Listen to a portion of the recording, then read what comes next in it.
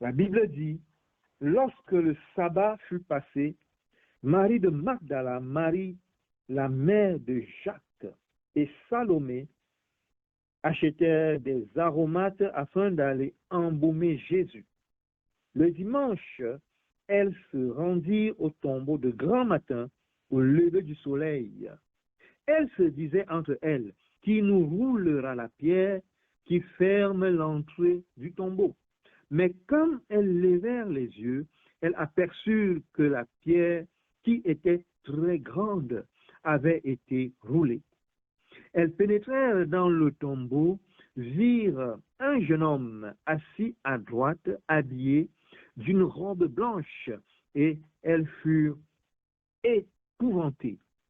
Il leur dit, n'ayez pas peur, vous cherchez Jésus de Nazareth, celui qui a été crucifié, il est ressuscité, il n'est pas ici. Voici l'endroit où on l'avait déposé. Amen. Vous cherchez Jésus, celui qui avait été crucifié. Il n'est pas ici. Voici l'endroit où il avait été posé. Alléluia. Qui nous roulera la pierre? Bien-aimé, si tu veux donner un titre au thème de la prière de ce soir, amen, c'est le cri de ces trois sœurs, amen, qui, après la mort de Jésus, se sont levées pour aller embaumer son corps. Alléluia. Se sont levées pour aller embaumer son corps. Mais face à eux, il y avait cet obstacle qui était une grosse pierre, une très grosse, très grande, qui était à l'entrée du tombeau. Alléluia. Et elles ne pouvaient pas avoir accès. Alléluia.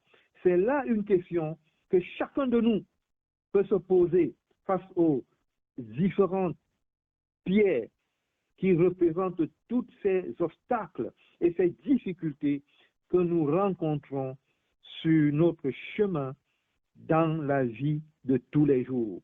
Amen. Alléluia. La Bible nous dit au verset 4 que nos trois sœurs ont trouvé la solution à cette question. Qui nous ôtera la pierre? Alléluia. La Bible nous dit au verset 4,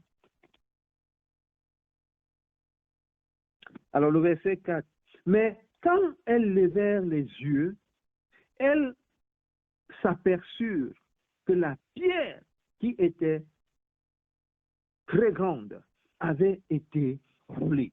Amen. Mais quand elles leva les yeux, après avoir poussé ce cri, qui nous ôta, qui nous enlèvera la pierre, qui nous roulera la pierre, qui va nous délivrer de cette situation, de cet obstacle, l'obstacle qui nous empêche. Prenons ici, embaumer le corps de Jésus comme si elle voulait avoir accès à lui pour adorer. Amen. Mais il y avait un obstacle et elle trouve elle-même la réponse en levant leurs yeux vers le ciel. Elles ont constaté que la pierre avait été roulée. Amen. Alléluia. Nos trois sœurs ont trouvé la solution, disais-je tout à l'heure. Comment? Elles ont cessé de regarder et à réfléchir sur l'obstacle. Vous m'avez compris? Elles ont cessé de regarder à la pierre et à réfléchir sur l'obstacle. Et ensuite, elles ont fait quoi? Tout simplement, elles ont levé leurs yeux vers le ciel. Elles ont levé leurs yeux vers le Seigneur. Quand tu regardes à une pierre, elle est en bas, n'est-ce pas? Elle regardait, leurs yeux étaient sur les choses de la terre, sur l'activité de cette terre. Elle regardait, elle dit, oh, qui va nous sortir de cette situation? Qui va enlever la pierre? Mais il a suffi qu'elles comprennent quelque chose. Elles ont levé les yeux rapidement et elles se sont aperçues que la pierre avait été roulée, que l'obstacle qui les empêchait d'accéder au Seigneur avait été roulé. Puis, elles s'aperçurent que la pierre, l'obstacle, n'est-ce pas, comme je disais tout à l'heure, qui était très grande, avait été enlevée. Après que l'obstacle a été enlevé, elles sont entrées, alléluia, dans le tombeau. Et là, elles ont elles ont constaté elles-mêmes, alléluia, elles ont constaté d'elles-mêmes que le tombeau était vide et que Jésus était réellement ressuscité. Alléluia. Oh bien-aimés, il fallait que nos trois sœurs entrent dans la présence du Seigneur. Il fallait que ces trois sœurs enlèvent leurs yeux de l'obstacle, qu'elles regardent vers le Seigneur, et en regardant vers le Seigneur, donc elles entrent dans son intimité pour constater que réellement le Seigneur est vivant, il est ressuscité. C'est pourquoi, bien-aimés, quand nous prions, si nous n'avons pas cette assurance, si nous n'avons pas cette, je ne sais pas quel mot utiliser, je vais utiliser tout simplement le mot assurance, que Christ est réellement ressuscité, bien-aimés, nos prières seront difficiles. Nos prières vont résonner comme si nous étions en train de cogner juste là le plafond et le bruit revient vers nous. Bien-aimés, quand nous prions, c'est pourquoi les gens fuient la prière. Les gens n'aiment pas prier parce qu'ils ont cette sensation que ça ne monte pas. Ça cogne le plafond, ça revient. Non, tu as un problème. C'est que enlève d'abord, lève tes yeux vers le Seigneur. Cesse de regarder à tes problèmes. Lève tes yeux vers le Seigneur. Amen. Et quand tu lèves tes yeux vers lui, tu verras quelque chose. Tu verras, ton obstacle n'existera plus. En fait, il sera là, mais il n'existera plus pour toi. Dans ta conscience, dans ton psychologie, dans tout ce que tu veux, il n'existera plus. Parce que tu auras la réalité que le Seigneur est réellement ressuscité. Et si le Seigneur est réellement ressuscité, alléluia, il a résolu ton problème est réglé. Amen. Parce que par sa mort et sa résurrection, Christ nous a sauvés de la mort et de nos péchés. Amen. Il nous dit dans le livre de Matthieu 11, 28, regardez une parole que le Seigneur nous donne dans Matthieu 11, 28. Il nous dit, venez à moi, vous tous qui êtes fatigués et courbés et chargés sous un fardeau, et je vous donnerai du repos. Amen. Voilà par exemple une parole que le Seigneur nous a dit. Croyons-nous à cette parole. Venez à moi, vous tous qui êtes chargés, vous tous qui êtes courbés sous un fardeau, fatigués, je vous donnerai du repos. Quel est ton obstacle? Quel est ton problème? Ne crois-tu pas que le Seigneur peut te donner le repos? Alors détourne tes regards de l'obstacle, de la pierre, et fixe tes regards vers Jésus. Je sais qu'il y en a qui ont plusieurs pierres dans leur vie. Oui, nous avons comme ça plusieurs pierres dans nos vies qui font obstacle à tout ce que nous voulons faire. Mais levons nos regards vers Jésus et nous verrons que ces obstacles ont été ôtés. Alléluia. À sa mort et à sa résurrection. La résurrection de Jésus-Christ doit être un facteur, un élément réel dans nos vies chrétiennes. Si tu n'as pas cette réalité, je reviens dessus, si tu n'as pas cette réalité que Jésus-Christ est ressuscité, pour toi il est encore peut-être dans le tombeau, pour toi il est, bon, il nous a dit ces choses, il est parti, pour toi il n'est pas peut-être fidèle, pour toi depuis que je prie, je n'ai rien vu. Si tu n'as pas la conviction, tu pries comment? Est-ce que tu as la conviction que Jésus-Christ est ressuscité? Ces dames sont entrées dans l'intimité du Seigneur pour constater d'elles-mêmes, pour se rendre compte que Jésus-Christ est réellement ressuscité. À partir de ce moment, leur vision du Seigneur change. Ce n'est plus Jésus qui était avec eux à Nazareth.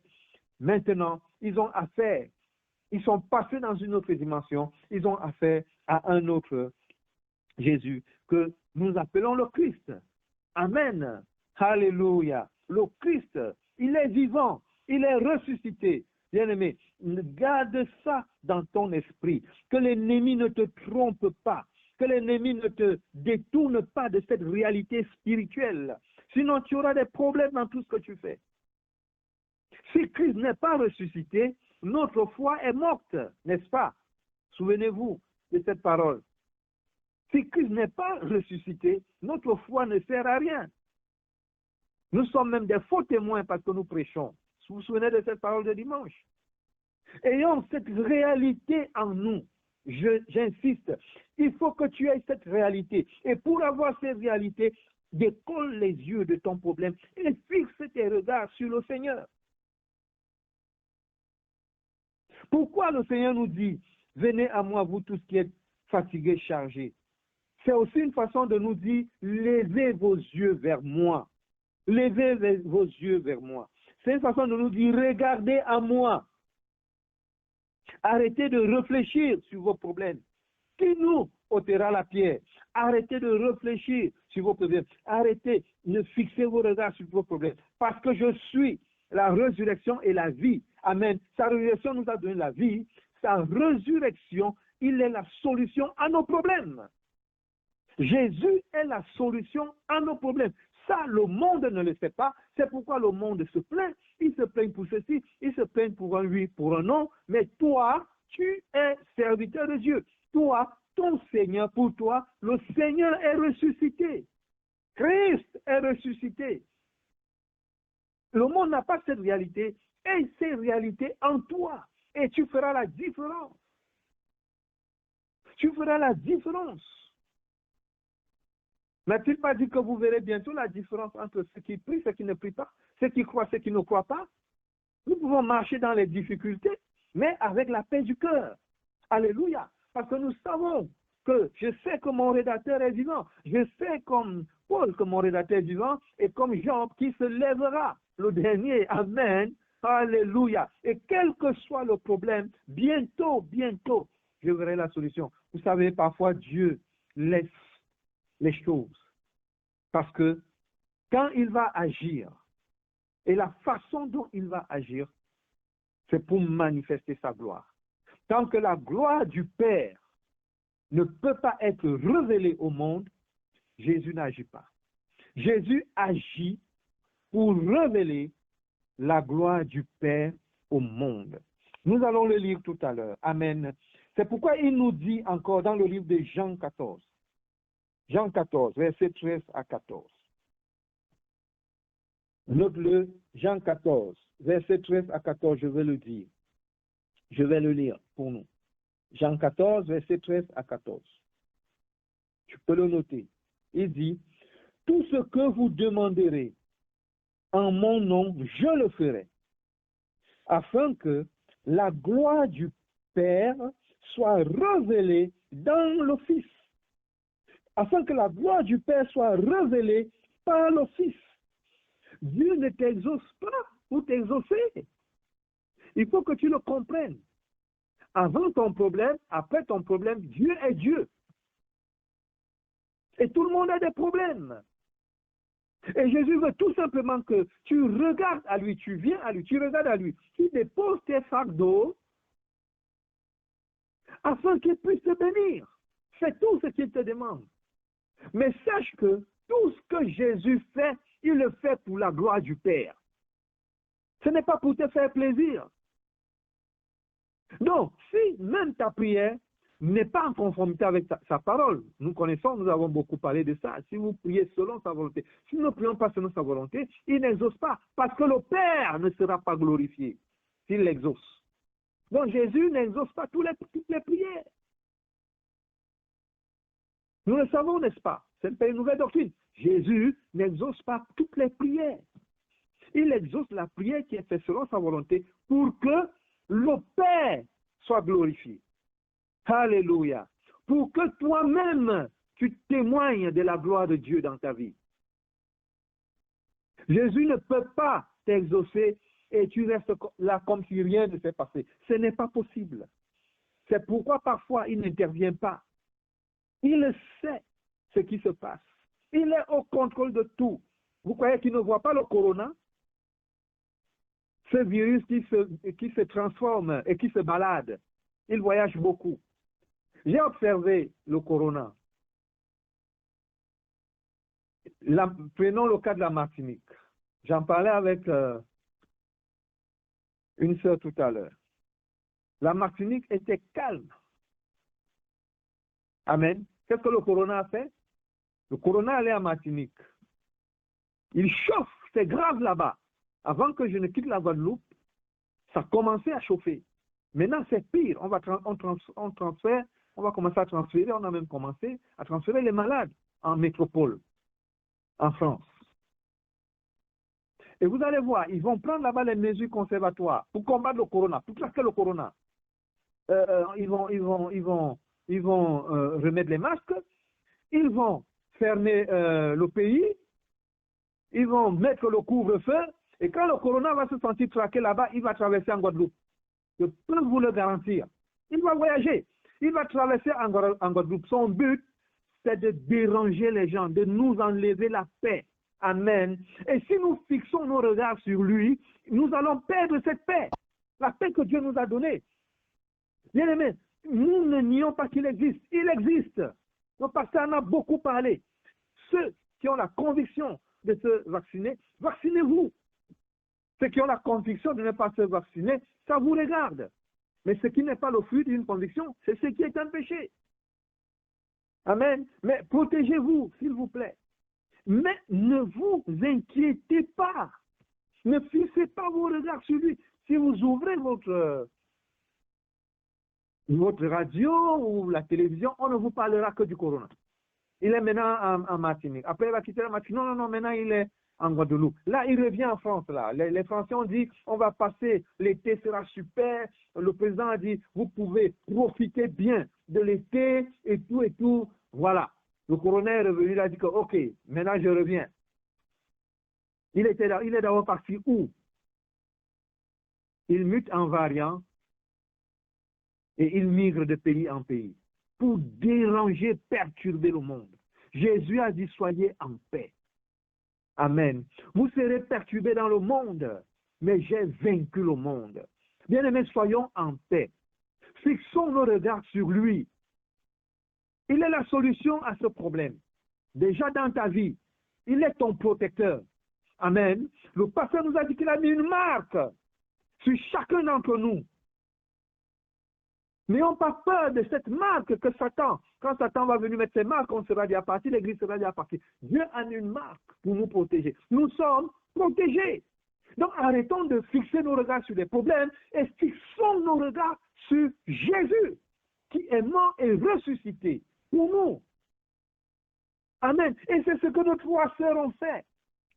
Elles ont enlevé les regards sur le problème, sur la pierre qui les empêchait d'accomplir ce qu'elles voulaient faire, et elles ont fixé leur regard au ciel. Elles ont fixé leur regard sur Jésus. Lisons. J'ai dit, Jean chapitre 14, nous lisons 13 à 14. Tout ce que vous demanderez en mon nom, je le ferai, afin que la gloire du Père soit révélée dans le Fils. Verset 14. Si vous me demandez quelque chose en mon nom, je le ferai. Amen. Si nous demandons quelque chose, il le fera en son nom. Il le fera. Bien aimé, tant que l'Église est sur la terre, nous avons autorité sur le coronavirus. Mais arrête de paniquer. Tu as la situation en main. Pourquoi tu paniques? Tu as autorité sur le corona. Tu pries et tu protèges ta vie et tu protèges ta maison. Tu fixes tes regards sur le Seigneur. Ne suis pas le corona partout où il va. Oh, maintenant il est là-bas. Oh là là là là. Maintenant il est là-bas. Oh là là. On ne va faire que ça. On ne sait pas pendant combien d'années. Vous croyez que le Seigneur ne voit pas? Au contraire. Peut-être que le Seigneur s'amuse à nous regarder. Il se dit, mais et mes enfants dans tout ça, qu'est-ce qu'ils font? Je vais voir s'ils ont encore vraiment foi en moi et en ma parole. Nous allons y arriver. Mais, qu'est-ce qui fait obstacle à nos prières bien-aimées? Vous savez, dans la vie d'un homme, il y a beaucoup de choses. Il y a plusieurs choses, beaucoup d'obstacles, beaucoup de choses qui peuvent faire en sorte que nos prières ne montent pas, nos prières ne soient pas exaucées. Ouvrons la parole de Dieu. Lisons le verset 14, plutôt le verset 14. Nous sommes ouverts dans Marc 16, n'est-ce pas? Lisons le verset 14. Qu'est-ce qui est écrit? La Bible nous dit enfin, verset 14, n'est-ce pas? Nous sommes dans Marc 16, notre texte de base. La Bible nous dit enfin, il parut aux 11 pendant qu'ils étaient à table. Et il reprocha leur incrédulité et la dureté de leur cœur, parce qu'ils n'avaient pas cru ce qu'ils avaient vu ressuscité. Ici, il les a reproché quoi? L'incrédulité et la dureté de leur cœur, parce qu'ils n'avaient pas cru à ceux qui les avaient vus ressusciter. Parce que qu'est-ce que la dame avait fait? Quand les trois sœurs ont vu que Jésus était ressuscité, elles ont fui. Je crois Matthieu 28, verset 18 ou verset 8, je ne sais plus. Elles ont couru pour aller dire aux autres que Jésus est ressuscité.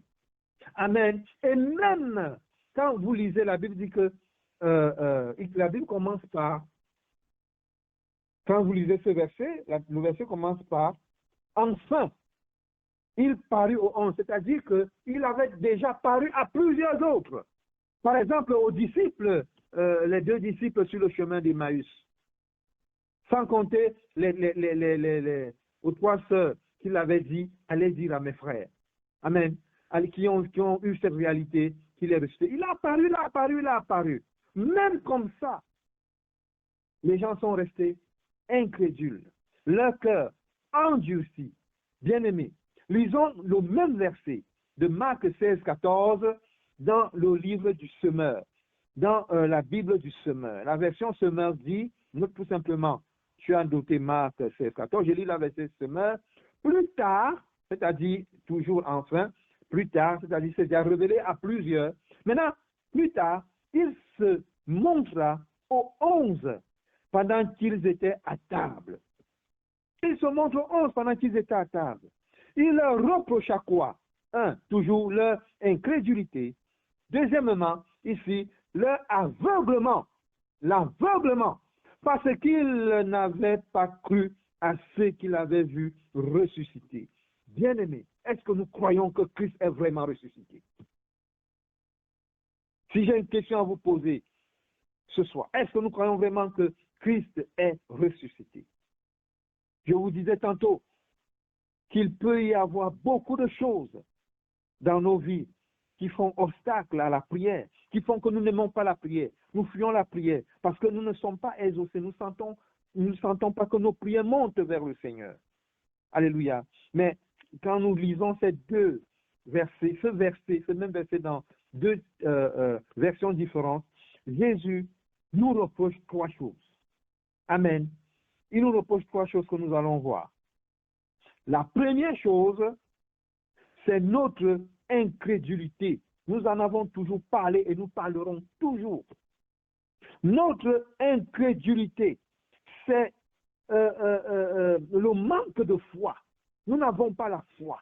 C'est un manque de confiance. Nous n'avons pas confiance au Seigneur. C'est ce que le Seigneur dit ici. Quand vous n'avez pas la foi, vous ne me faites pas confiance. C'est-à-dire que nous refusons de croire à ce que Dieu nous dit dans sa parole. Amen. Nous refusons de faire confiance à ce que le Seigneur nous dit dans sa parole. Par exemple, Matthieu 11, 28, venez à moi vous tous qui êtes fatigués et chargés, et je vous donnerai du repos. Est-ce que nous croyons à cette parole? Non, nous ne faisons pas confiance à cette parole. Nous n'allons pas vers lui. Nous ne déposons pas nos affaires, nos problèmes. Nous ne croyons pas qu'il a tout pris à la croix. Nous ne croyons pas qu'il est mort et ressuscité pour ça. Nous ne croyons pas. N'est-ce pas? Jean 14, 13, 14. Nous ne croyons pas qu'il a dit que demande.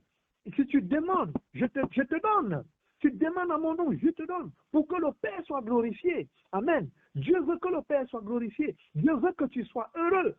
Amen. Et il dit, si tu demandes, Jésus dit, si tu demandes, je te donne. Nous ne croyons pas. Alors il leur reproche leur incrédulité parce qu'il avait enseigné qu'il va ressusciter. Amen. Et ceux qui ont vu Jésus ressuscité ont témoigné qu'il est ressuscité. Même comme ça, les disciples se sont arrangés à ne pas croire. Quelle incrédulité! Bien-aimés, arrêtons de regarder à nos problèmes. Fixons nos regards sur lui et prions pour que Dieu nous délivre de l'incrédulité. Prions pour que Dieu nous délivre de l'incrédulité. Il faut que j'avance. si je n'ai pas le temps de prier ce soir, tu vas prier chez toi, bien-aimé, parce qu'à un moment donné, il faut que tu apprennes à prier. Tu ne prieras pas toujours avec le pasteur. Est-ce que nous vivons avec vous dans vos maisons? Non. Moi-même, j'ai toutes ces difficultés.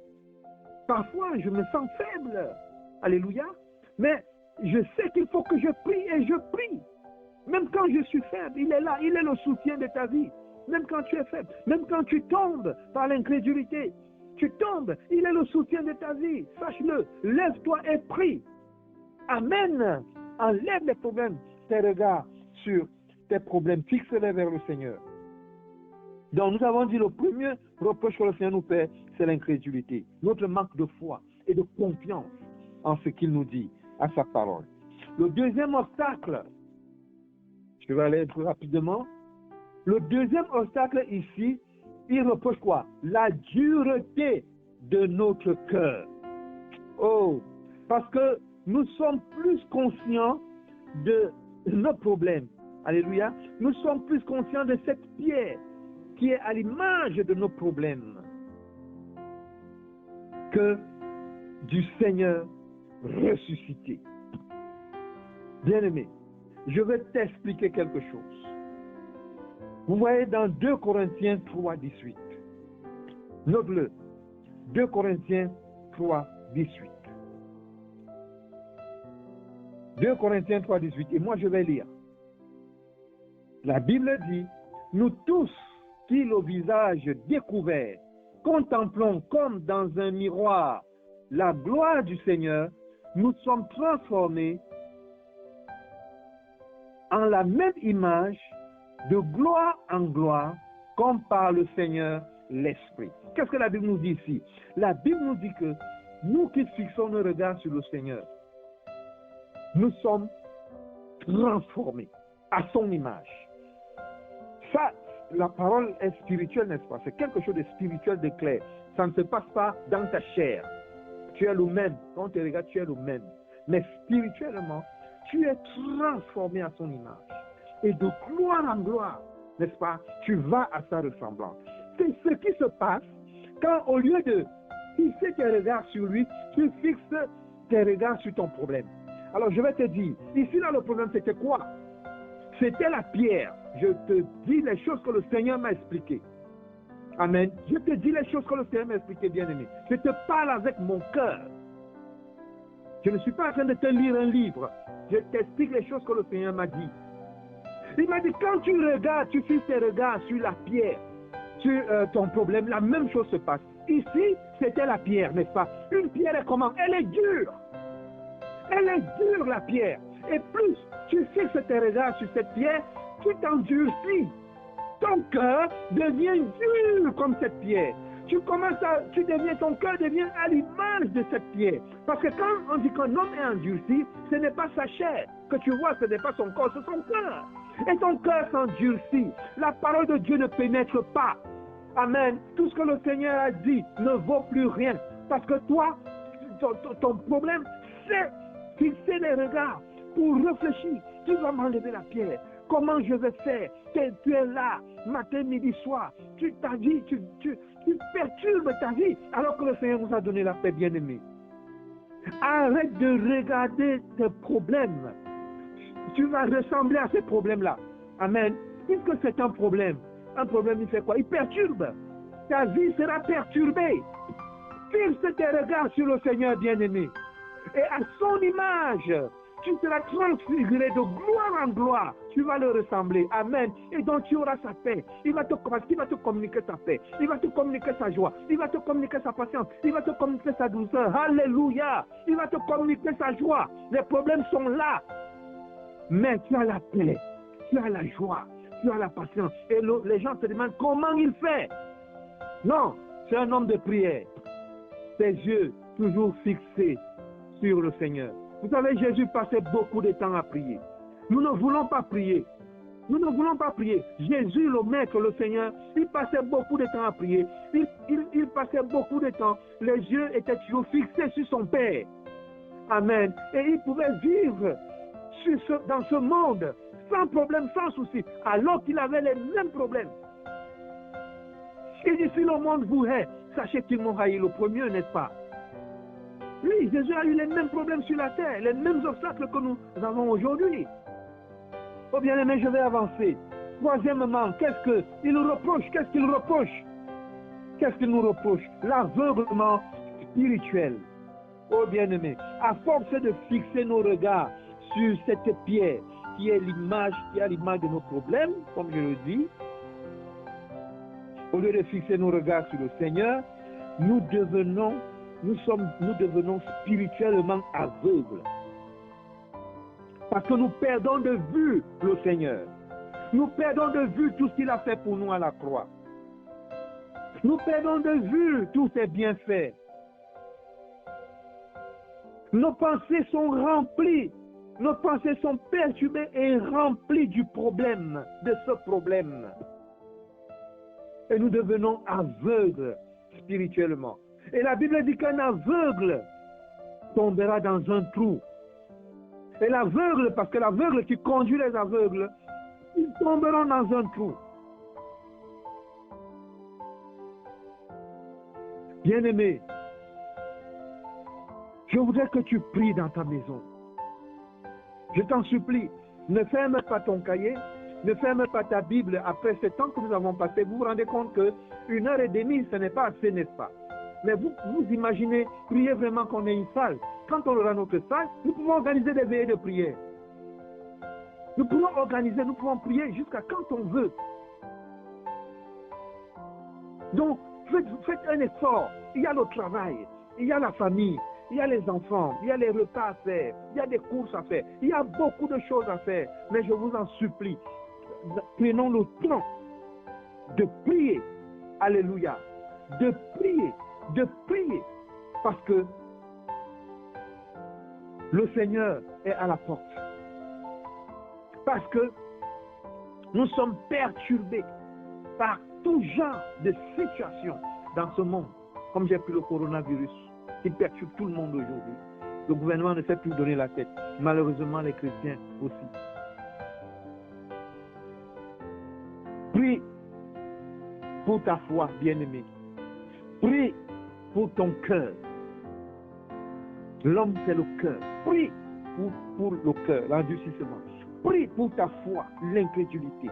Prie pour ta vie, l'aveuglement spirituel. Si tu es aveugle spirituellement, tu vas rater le but. Tu vas te perdre. Tu vas prendre un autre chemin. Parce que tu ne verras plus clair le chemin que le Seigneur a tracé devant toi. Amen.